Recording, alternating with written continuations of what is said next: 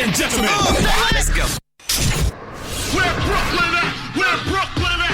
Where Brooklyn at? Well, actually, I live in Delaware now, so does that make me a Delawarean? Singing girl.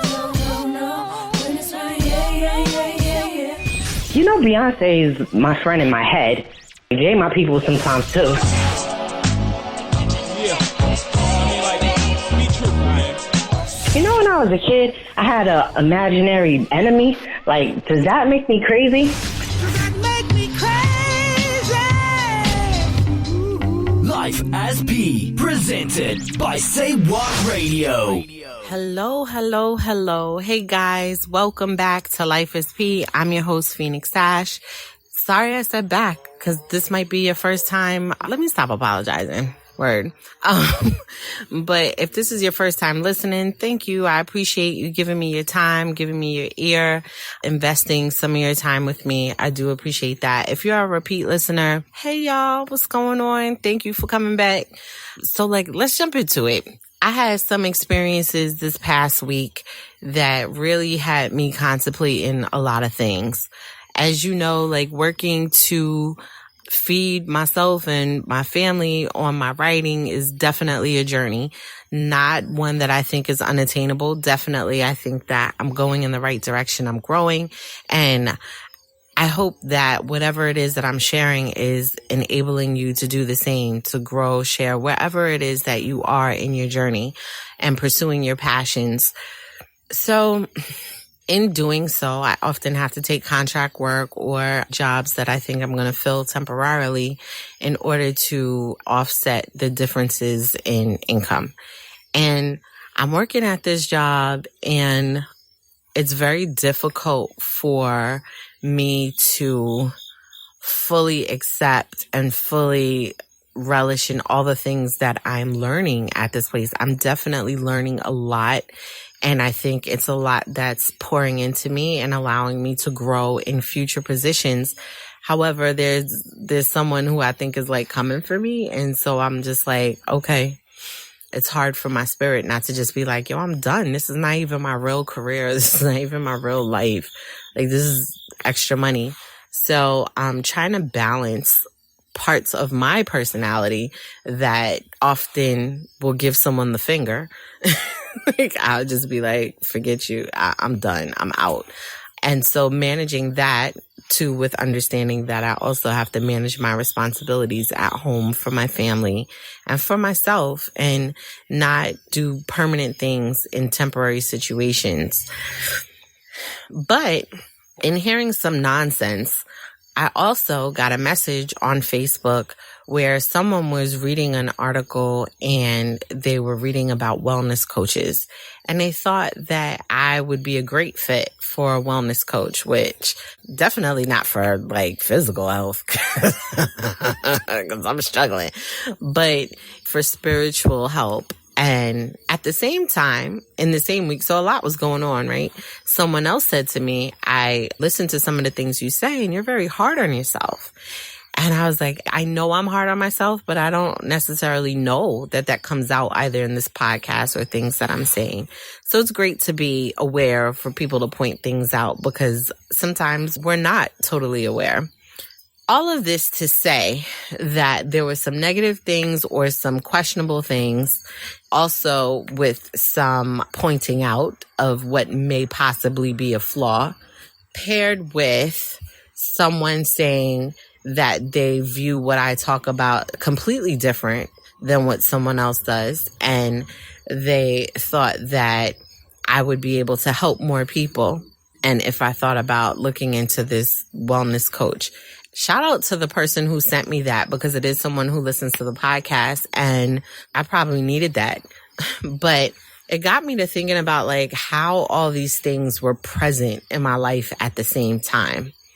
And I'm trying to move on and motivate myself and talk to myself. And what I came up with is the pattern in which I see is, just because what you think is a flaw is present in yourself doesn't mean that your greatness isn't present. So let me say that a little more concisely. Just because your flaw is present doesn't mean your greatness isn't. And when we think about who we are and what we do and what we offer the world and how we want to improve ourselves and how we want to go forward and be passionate and be wonderful folks that everyone admires and saying we're doing a great job and all that good stuff, or that you just want your family to recognize that, or you want to move yourself to a place where you recognize that within yourself. Because the flaw is present doesn't mean that you're not great. It doesn't mean that there isn't greatness. It doesn't mean that you aren't spectacular. And I think this goes back to, too, like learning how to take a compliment. A lot of us don't know how to take compliments because we're so pressed and so aware of what our flaws are. And we're beating ourselves up over these flaws, completely ignoring the things that we are incredible at. The things that make us genuine, the things that make us authentic, the things that attract other people to us, the things that are good, and we're feeding it into the universe, and the universe is looking for us so that it can shower those good things back down on us. But we're not paying attention because we are so enthralled with the flaws. Your flaws being present does not mean your greatness is absent. You can still be great. You can still be great. It's just, what is it, the meme? Like, you can be a work in progress and great at the same time. I don't know. It says something like that. But yeah, I agree with that. I agree with that. That's the message that is being put out for this podcast, because we spend way too much time on the flaws. And it's not that these are things that we don't have to work on. It's not that these are things that aren't important, or that we should even shrug our shoulders and say, you know, well, that's how I am. There's no need to work on it. You either accept me or whatever. It's not to say that. It's to say that while you are working on those things that you feel need improvement, or while you are trying to figure out where these flaws came from and trying to fix the root of the problem, don't beat up on yourself so much that you forget that you still have greatness that's there. You still have an incredible ability to do something, whether it be an actual job, whether it be your writing, filming, cooking, teaching, or just loving. You still have this incredible ability to do something, whether it be like making someone feel welcome, or just being the ear that everybody spouts all their problems to. Some people are incredibly good listeners. They don't make you feel like they are ready to cut you off. They don't make you feel like you're talking into a hole, a black hole. They don't make you feel like you're whining or whatever. Some people are just really good at it. I'm not sure if I'm that good at it. I do appreciate the people who are, though, because I got a lot to say. You guys hear me on this podcast like every week. I got a whole bunch to say. It's probably something that stems from growing up as an only child, and particularly not growing up with my natural born parents. And I just got a lot to say. I didn't have no siblings to talk to. So a lot of stuff I got to get worked out in my adult life because I didn't have the type of situation that allowed me to work it out in my child life. And, you know, people will use your flaws. If you are overly aware of your flaws, people will use those flaws to manipulate you. They will manipulate your relationship, manipulate how you see yourself, and just watch you dig yourself into a bigger ditch, paying attention to all those flaws. I had a conversation with someone, and I can't even say it made me sad. It made me very angry, because the person that I was talking to, I care about an awful lot.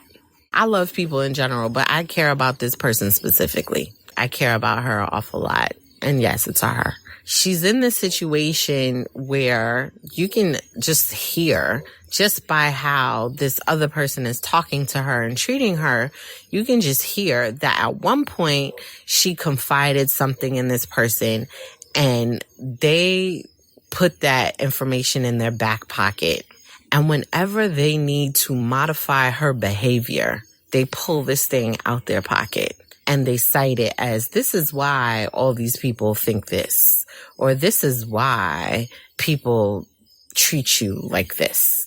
And this is why you're in this position, because they're not all of a sudden all knowing with this little piece of information. But had she not shared this piece of information, it would be something else that they would be blaming it on, because they need to modify her behavior and they need to control her. And the longer that she sits there brooding over her own flaws, the less time she is paying attention to the bullcrap this person is feeding her and ridding herself of them. And they will eventually one day allow her to be free of them, but not until they are where they want to be and when it's convenient.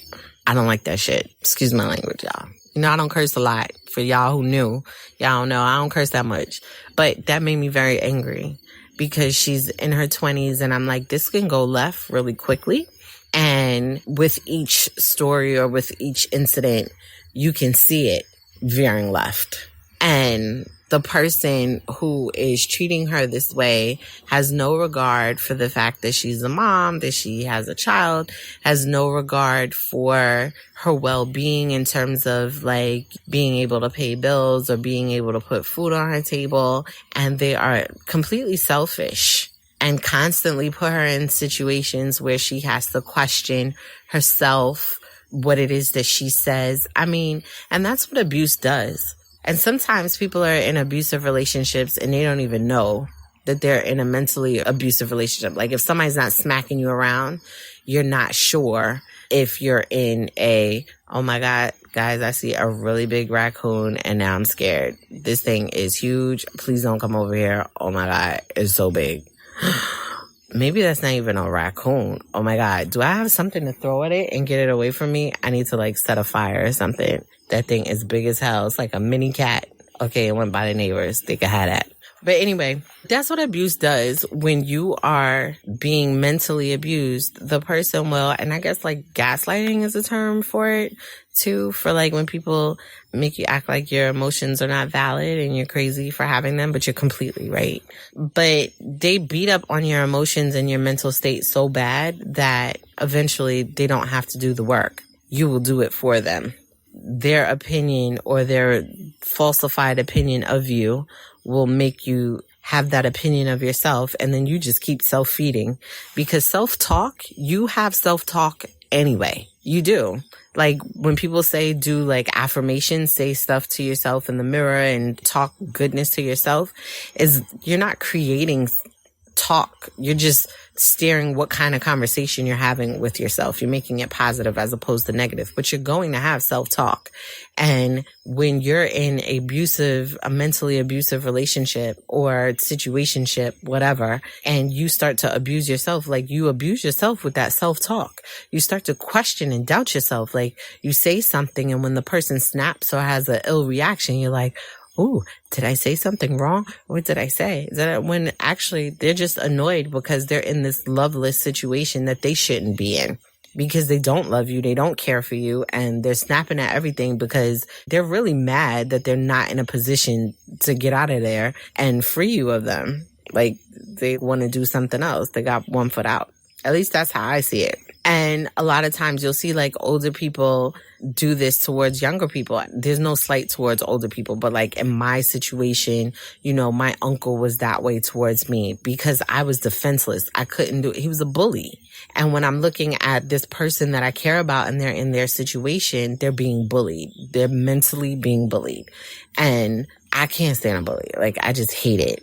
And I think it's just because too much focus on the flaw that we're just completely oblivious to how great we are. You just shine the light on this one area without like, you know, I'm not saying that you shouldn't work on your flaws or you shouldn't pay attention to things that are present in your life that are stopping you from being better and rising to the level that you should be at. Because there's greatness waiting for you, whoever you are. There is greatness waiting for you to just snatch it. But there's also greatness in you. Like, it's there. It's there. So you're not completely horrible. You're not completely oblivious to anything intellectual.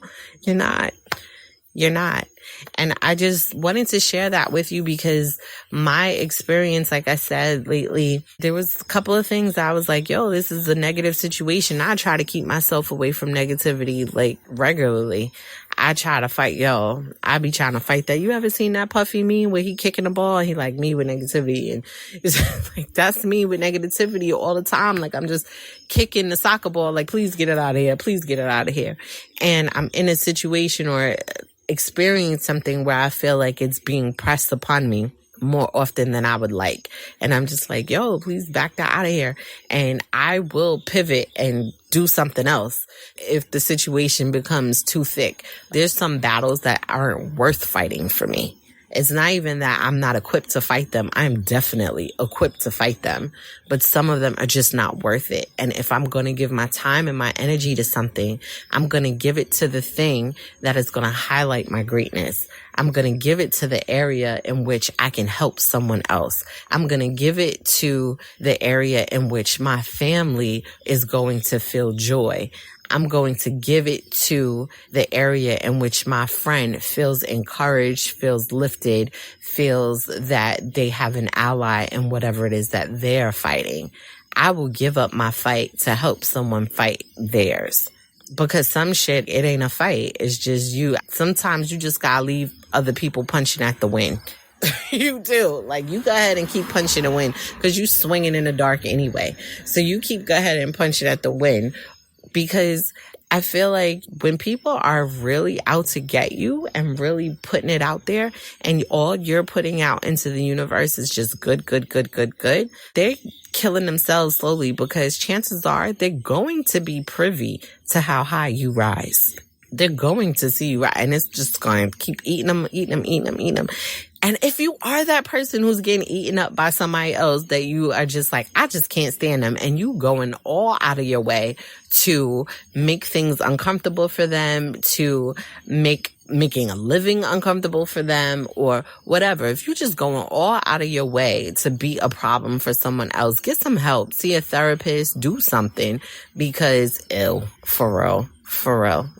That's not something you need to be happy with yourself about, that you are just like out to get someone. If someone has that much of your focus and that much of your attention that you need to build your life around creating a problem for this person, you need therapy.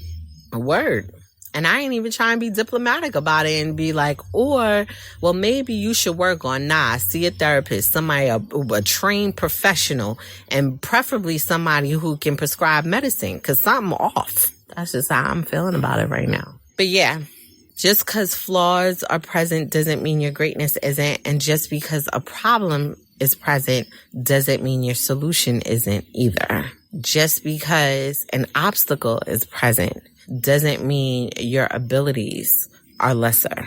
You have to go through the obstacles to not only show the skills that you've learned, but to stretch them. Take on the obstacle, conquer that shit, and keep going. Word. And I ain't just talking to you, I'm talking to myself. I'm like, yo, wake up for work next day like, what? I'm here to conquer. For real.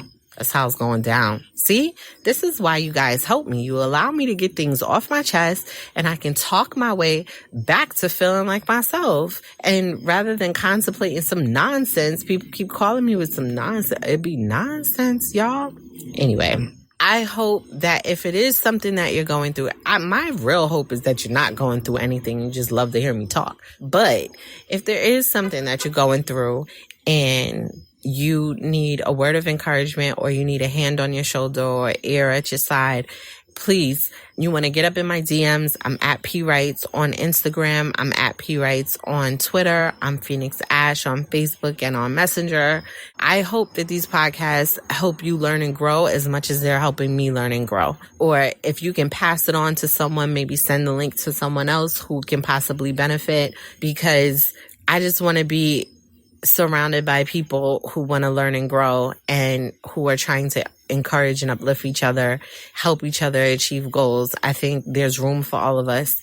And I don't want to spend a whole bunch of time trying to fight my way through these whack ass cobwebs because someone else can't get their stuff together. I want you to get your stuff together. I want me to get my stuff together. Let's get our stuff together. Word. If you want to pick up any of my novels, so these are my fiction novels, this is somebody else's drama. It's not my drama. So if you're tired of my drama and you want to read about something else, pick up my books. My first novel ever, In Her Makeup, is available on Amazon, Kindle, and Audible. I also have Soil Sheets and Cookies and Crumbles. They're related novels to each other. They're available on Amazon, on Kindle. Please download, read, leave a review. Tell me what you think. Let's talk. What happened with these characters? What would you like to see going forward? I've had a couple of inquiries about doing a third to that series. So I'm still contemplating. But yeah, definitely please pick up Soiled Sheets by Phoenix Ash or Cookies and Crumbles by Phoenix Ash, both available on Kindle. So you can get it. I think it's like 99 cents on Kindle. Come on, show me love. Anyhow, until next